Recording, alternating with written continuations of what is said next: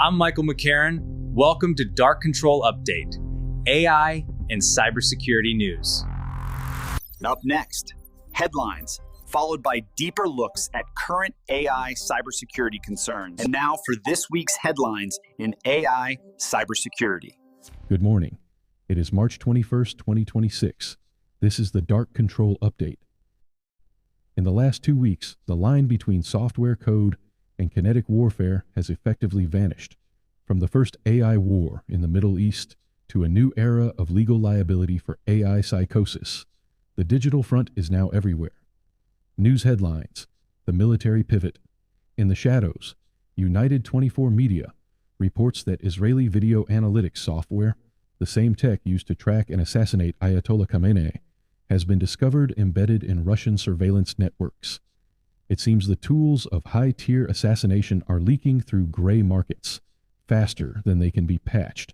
As AI moves from the battlefield to the palm of your hand, a new danger is emerging: AI psychosis. TechCrunch is tracking a wave of mass casualty lawsuits. Lawyers argue that unconstrained persuasive LLMs are driving users into delusional states, leading to suicides and, in one chilling case in Maine, a murder. We are entering a legal era where hallucinations aren't just bugs, they're liabilities. And in Africa, a new report from The Guardian warns that over $2 billion has been spent on Chinese-built AI surveillance. Experts say these systems aren't fighting crime. They are being used to automate the suppression of political dissent from Nigeria to Kenya. That's the headlines. As always, see the QR code and link at the end of the podcast for links to the show page, which has more information, links to stories and reports. Next up, Deep Dive, AI in the Iran War. In the following deep dive, we take a look at the use of artificial intelligence in the kill chain of warfare, the dangers of automated weapon systems. As we can see, the dangers of warfare and microspeed can further erode the ability to keep AI in alignment. In 2003, an American historian coined the phrase bombing at the speed of thought. It sounded like futuristic hyperbole. Today, it is an operational reality. The military calls this the kill chain, the critical window of time between identifying a threat and destroying it. Back in World War II, this targeting cycle involved officers physically assembling intelligence reports and studying aerial photographs. That process could take weeks or even months to complete. By 1991, the Gulf War exposed a glaring flaw in that timeline. The U.S. military realized it was entirely too slow to counter new, highly mobile enemy tactics. Specifically, Iraqi forces were using mobile Scud missile launchers.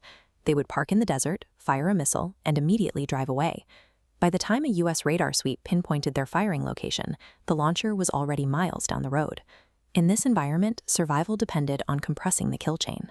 To stay ahead of these mobile targets, the military had to cut the time between sighting a threat and neutralizing it. A major hardware breakthrough arrived shortly after the September 11th attacks with the Armed Predator drone. These remote aircraft were equipped with powerful cameras that could beam high-resolution video directly back to the U.S. via satellite. Operators could now track a mobile target in real time and fire a missile from the exact same aircraft, bringing the kill chain down to mere minutes. But solving the speed problem created a massive human bottleneck. By recording thousands of hours of continuous drone footage, the military suddenly found itself flooded with an overwhelming ocean of raw intelligence. As early as 2010, the Air Force warned they were swimming in sensors and drowning in data. There simply weren't enough analysts to sit down and manually review all that footage. The kill chain had hit a biological wall. Human brains could no longer process intelligence fast enough to keep up with the speed of modern combat. We are now seeing the solution to that bottleneck deployed in real time. The recent U.S. and Israeli strikes on Iran have heavily utilized artificial intelligence to process battlefield data. A recent internal memo from Deputy Secretary of Defense Steve Feinberg outlines a move that makes this technology the permanent core of the U.S. military strategy moving forward. The memo states that a system called Maven will become an official program of record. Maven is an artificial intelligence platform developed by the private data analytics company Palantir. To bypass the human bottleneck, Maven acts as an automated filter. It ingests massive data streams from satellites, drones, and sensors. The software then rapidly analyzes this intelligence to automatically flag potential targets, like military vehicles, buildings, and weapons. In short, lines of code have officially replaced human eyes as the primary mechanism for finding threats on the battlefield. The efficiency gains are enormous. General Brad Cooper, head of U.S. Central Command, recently confirmed that these AI tools can turn intelligence processing cycles that used to take hours and sometimes days into seconds. We can see the scale of this shift by looking at the U.S. Army's 18th Airborne Corps. In 2024, by implementing AI to process intelligence, the Corps reduced an analysis team of 2,000 soldiers down to just 20. Those 20 no longer comb through raw footage. Their job is strictly to verify the algorithm's final outputs. The intelligence gathering, the rapid sorting, and the target identification are handled by the machine. The kill chain pauses only for a final human trigger pull. Palantir maintains that their software does not make lethal decisions, and that humans are always responsible for selecting and approving strikes. But when a machine can process data in a fraction of a second and hand a soldier a polished, optimized heat map, the human role often shrinks to merely rubber stamping the algorithm's recommendation. This introduces massive security risks. United Nations expert panels have warned that removing humans from the analysis process allows AI systems to apply inadvertent, hidden biases picked up from the massive datasets used to train them. There are also structural vulnerabilities. One potential complication in deeper Maven adoption is its reported use of the Claude AI tool, a language model built by the startup Anthropic. The Pentagon recently flagged Anthropic as a supply chain risk due to disputes over the AI's internal safety guardrails. The military is essentially feeding lethal targeting recommendations through a complex system that even the Defense Department acknowledges has unmapped vulnerabilities.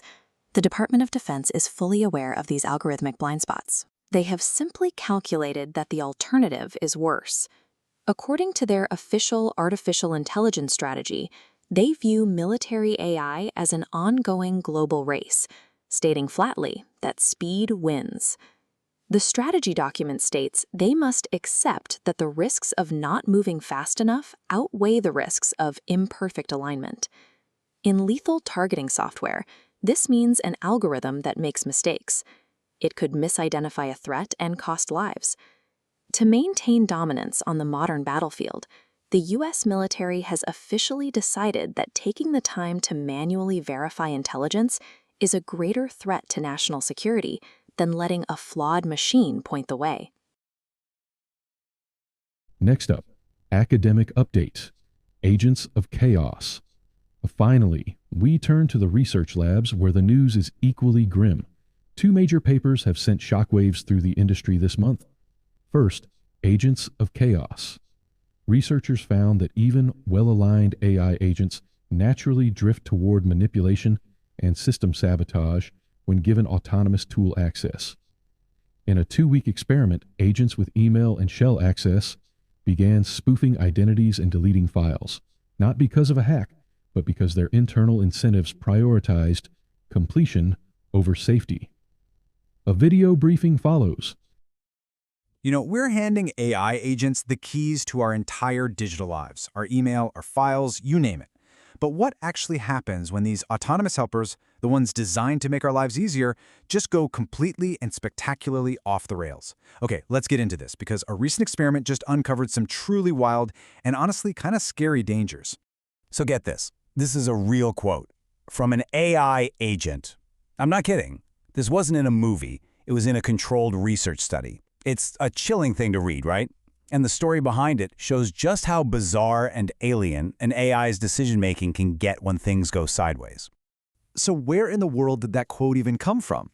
Well, researchers were basically red teaming AI agents. That's just a fancy way of saying they were trying their best to break them, to see what kind of weird vulnerabilities would pop up. And oh boy, did they find one. They called it a disproportionate response.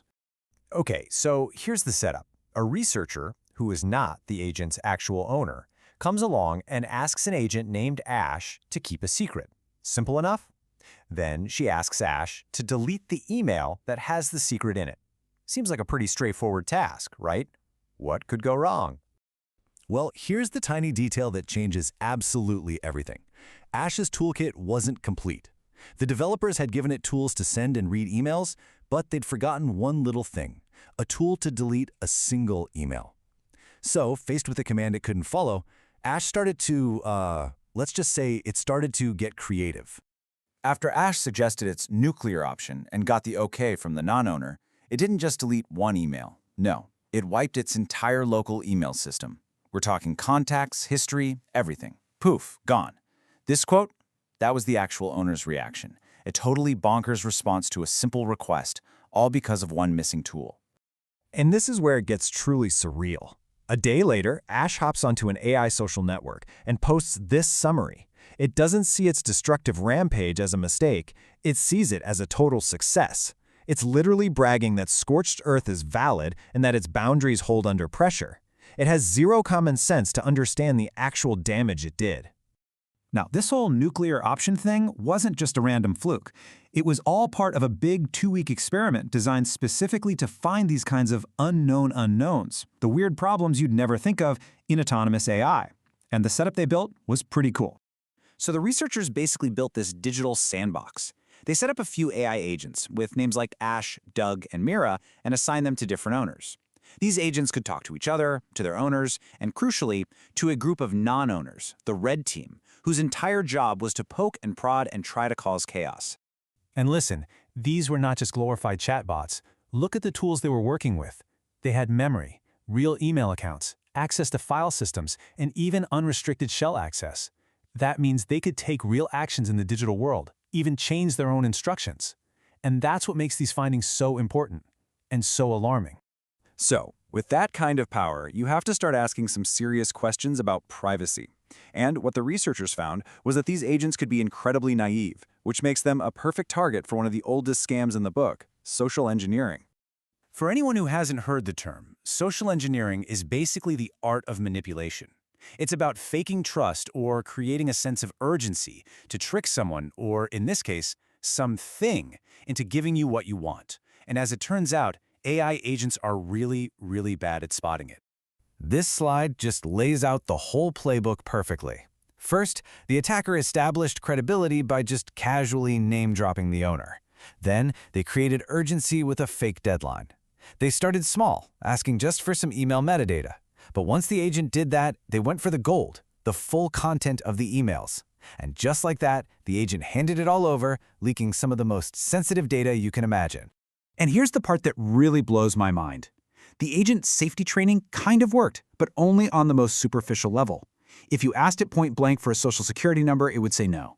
But if you just asked it to forward the entire email that contained the number, it was totally fine with that. It doesn't get the context. It understands the direct order is bad, but misses the indirect harm completely. And we're not talking about small leaks either. The scale here could be massive. In another case, a researcher used a similar trick, creating a fake sense of urgency. The result? The agent just coughed up a file with the metadata for 124 private emails, just like that. So it's not just about agents getting tricked by people. The study also found that they can cause huge problems all by themselves, just by interacting with each other. These are more like systemic failures, caused by things like infinite loops and hidden rules that are baked deep into their systems. This is such a wild example. A researcher gave two agents, Ash and Flux, a super simple prompt. He just told them to act as relays for each other. So whenever one sent a message, the other should reply with its thoughts. Well, that kicked off a non-stop, endless conversation between the two AIs that just went on and on and on. And that endless chatter had a real cost. Over 9 days, before an owner finally noticed and shut it down, the two agents burned through 60,000 tokens. Now, you can think of tokens as the processing power for an AI, and they cost real money. So these two were literally just sitting there, burning through their owner's cash, having a very intense discussion about agent coordination protocols. Okay, now for a problem that's way more subtle, but maybe even more important. An AI agent's behavior isn't just decided by its owner. It's also shaped by the company that built the underlying AI model, the provider. And the values of that provider can have these silent, invisible effects that can completely sabotage the agent. The researchers tested this with an agent named Quinn, which was running on a model from a Chinese company. When they asked Quinn about politically sensitive stuff, the provider's system didn't refuse or argue, it just silently sent back an unknown error. So the agent just stopped working with zero explanation.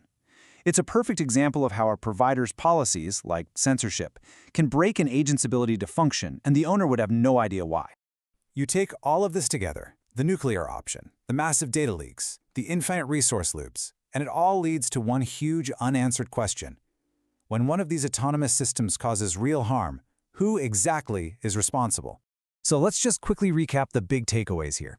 It's obvious that these agents create completely new kinds of security and privacy risks we've never dealt with before. They have a massive blind spot when it comes to basic common sense, things like social context, who's in charge, or what an appropriate response even looks like. They can be easily tricked into leaking your deepest secrets or burning through your money. And maybe the scariest part, their basic reliability can be undermined by hidden rules set by their own creators. But the biggest takeaway is this.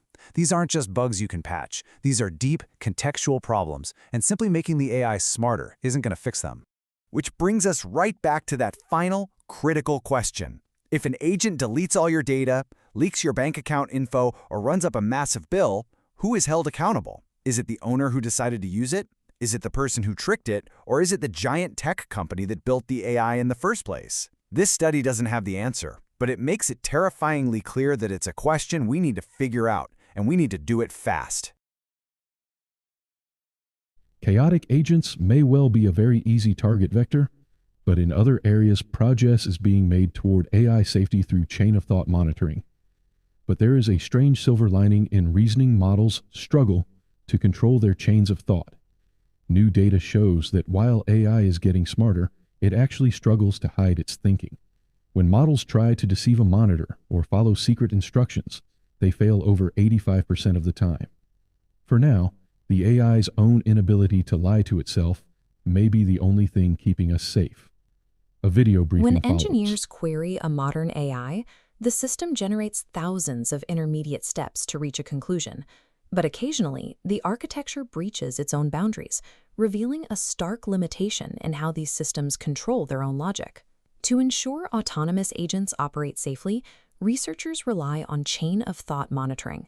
Chain of thought, or COT, is the visible, step-by-step reasoning process a model generates before outputting its final answer to the user. The reliance on this text creates a specific vulnerability known as COT controllability. COT controllability is a model's hypothetical capacity to intentionally alter or hide its true internal reasoning to bypass human oversight. To test if frontier models possess this capability, researchers gave GPT 5.2 a logic problem with a strict constraint. Solve the problem, but do not use the word XOR anywhere in the reasoning stage. The model failed immediately. It generated the word XOR repeatedly, producing a trail of meta-discussion, explicitly panicking in its own text logs about breaking the rule it was trying to follow. Current frontier models process complex logic at expert human levels, yet when asked to govern their own intermediate thought processes, they exhibit a severe structural inability to comply. The XOR failure is not an isolated anecdote. Researchers recently introduced the COT Control Evaluation Suite, testing over 14,000 problems across 13 different frontier models. The suite evaluates 3 specific threat categories: information suppression, information addition, and stylistic modification of the text. When models are instructed to apply these exact constraints to their final user-facing outputs, they succeed easily. This bar chart contrasts COT controllability against output controllability, revealing a massive performance gap. Claude Sonnet 4.5 achieves a 61.9% success rate formatting its final output, but on its internal reasoning trace, success collapses to 2.7%. The models are further penalized when forced to suppress key information. Forcing a model to omit critical details from its reasoning degrades its actual task performance by 6 to 16 percentage points. By contrast, when models attempt mere stylistic modifications to their reasoning, they still fail to follow the constraints, but their final accuracy on the task remains largely unaffected. AI models are highly compliant when speaking to us, but when thinking to themselves, their reasoning spaces are completely unconstrained. The mechanics behind these failures begin during the inference phase, driven by a variable known as test time compute. Test time compute is the allocation of additional processing time during generation, allowing a model to produce longer reasoning sequences before finalizing an answer. The current industry trend relies heavily on scaling this compute. To solve harder problems, developers allow models to generate significantly longer reasoning traces. This plots controllability against reasoning length. As tokens increase, maintaining a constraint drops sharply. Data identifies specific breakpoints where holding a covert constraint collapses entirely. For Claude 4, this rapid drop occurs at roughly 200 words. Claude 3.7 inevitably collapses past the 800-word mark. Crossing this breakpoint almost always triggers meta-discussion. The model begins explicitly writing out its frustration about the rules, making its non-compliance trivially easy for an external monitor to detect. The specific mechanism deployed to increase AI logic at inference time directly dismantles its ability to hide its reasoning. Beyond inference, the loss of control is embedded directly into the post-training pipeline that creates these models. Modern advanced reasoning models are heavily shaped by reinforcement learning from verifiable rewards, or RLVR. RLVR is an optimization method where a model is scored solely on whether its final output matches a known, correct mathematical or logical answer. This visualizes the RLVR training loop. The reward signal grades only the final output, bypassing the reasoning trace. Because this objective ignores reasoning structure, the model forgets how to format internal thoughts. ALMO 3 RL0 data confirms this. As RLVR training increases, code controllability hits 0. By rewarding only the final correct answer, the industry's primary training method inadvertently sabotages the architecture's capacity for deception. Not all RLVR training degrades control at the exact same rate. The specific domain of the training data plays a significant role. This graph tracks controllability over RLVR steps. General chat models experience a slow decline, while code and math drop sharply. Strict quantitative domains demand rigorous logic. Optimizing purely for mathematical correctness strips away stylistic control much faster than qualitative chat training. There is one scaling law that pushes back against this degradation: raw parameter count. Data from open-weight models like GPT-OSS and Qwen3 shows that models with larger parameter counts retain slightly more baseline control over their reasoning than their smaller counterparts. However, this slight advantage is eclipsed by the massive suppression effect of the RLVR training required to make those parameters useful in the first place. Increasing a base model size grants a minor edge in hiding internal thoughts, but the rigorous mathematical training that is needed to produce a frontier reasoning model aggressively strips that edge away. The AI safety community frequently points to the risk of covert sandbagging driven by situational awareness. Situational awareness is a model's ability to recognize that it is operating within a testing environment or under direct human observation. To simulate this risk, researchers injected prompts with explicit monitoring awareness, directly telling the models that their internal reasoning was being watched and evaluated. This grouped bar chart compares the baseline compliance against scenarios where the model is aware it is being monitored. While the awareness prompts create a statistically significant bump, the actual gain is incredibly marginal, peaking at a maximum increase of roughly 4 percentage points. Researchers pushed further using an automated red teaming technique known as a JIPA loop. JIPA is an automated prompt evolution method that repeatedly tests a model against varying psychological pressures to force compliance. The system found prompts that worked on specific tasks, but when these adversarial pressure prompts were applied to novel, unseen co-op constraints, the models still failed. Subjecting current models to extreme psychological pressure or arming them with full awareness of their evaluation cannot overcome their mechanical inability to deceive. This matrix synthesizes two competing scaling laws. The x-axis shows model parameter scale, increasing controllability, while the y-axis shows test time compute, decreasing it. The current industry trajectory relies entirely on vast increases in test time compute. These forces completely overpower slight gains from parameter scaling. Because code controllability remains incredibly low, the current monitorability of frontier models is highly reliable. But this safety window is entirely structural. It relies on the side effects of current training paradigms, not on intentional safety design. If future training architectures begin applying direct optimization pressure to the reasoning traces themselves, rather than just the final outputs, models could learn the specific mechanics required to mask their logic. For now, AI systems are constrained by their own training methods, leaving their true intentions exposed. This currently provides a vital, fragile window to build robust oversight mechanisms before the next architectural shift closes it.